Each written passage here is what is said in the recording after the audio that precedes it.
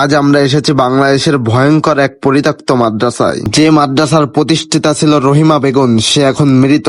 আমি এবং রাহুল চলে এসেছি সেই মাদ্রাসায়। এই মাদ্রাসায় অনেক ইতিহাস আছে। বিগত 15 বছর ধরে বন্ধ থাকার কারণে আমরা কোনো গেট খুঁজে পাচ্ছি না, তাই গেট খোঁজার চেষ্টা করতেছি। রাহুল বলতাছিল উপরে উঠলে মনে হয় আমরা গেটটা খুঁজে পাবো, তাই ও ছাদের উপরে ওঠার চেষ্টা করছে দেয়াল বেয়ে। মাদ্রাসাটা যেমন সুন্দর তেমনই ভয়ঙ্কর। অবশেষে মাদ্রাসার ভিতরে আমরা ঢুকতে পেরেছি।